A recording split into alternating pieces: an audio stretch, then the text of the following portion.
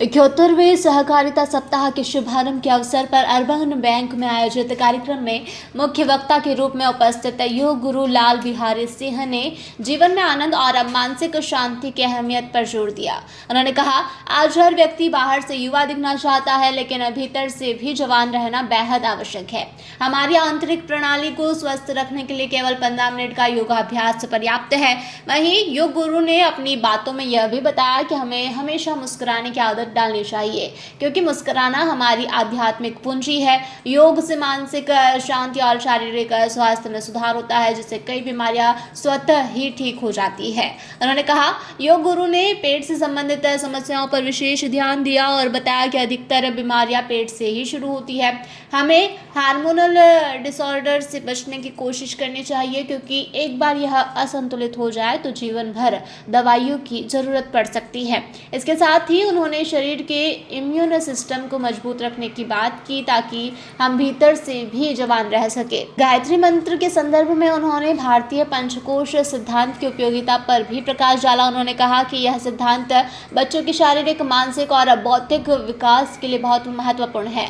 इसे जीवन में शामिल किया जा सकता है। योग और मेडिटेशन से न केवल शरीर स्वस्थ रहता है, बल्कि मानसिक तनाव भी दूर होता है। योग गुरु लाल बिहारी सिंह ने योग को अपने दैनिक जीवन का हिस्सा बनाने की अपील की। उन्होंने कहा, मैं कभी न थकने वाली मानसिकता के साथ अपने दिन की शुरुआत करता हूं और यही सकारात्मक सोच हमें ऊर्जा और शांति प्रदान करती है।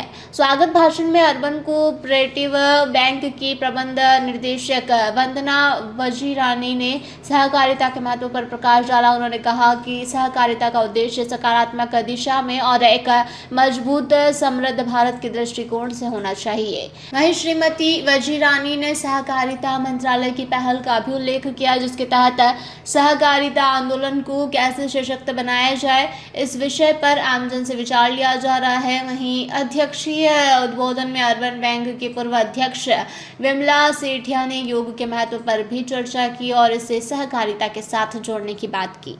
योग गुरु ने कहा, समाज में पुराने और नए विचारों के बीच सामंजस्य बनाए रखना जरूरी है। हमें बच्चों से भी बहुत कुछ सीखने को मिल सकता है। आज की पीढ़ी और पुरानी पीढ़ी के बीच सहयोग और समझदारी की आवश्यकता है। जब घर में उचित वातावरण नहीं मिलता तो युवा बाहरी प्रभाव से प्रभावित हो सकते हैं, इसलिए घर का वातावरण सही रखना बहुत जरूरी है। इस कार्यक्रम में न केवल सहकारिता के महत्व को उजागर किया, बल्कि योग के माध्यम से व्यक्तिगत और सामाजिक जीवन को संतुलित रखने के उपाय भी बताए। चित्तौड़गढ़ से रेखा खाबिया की यह रिपोर्ट।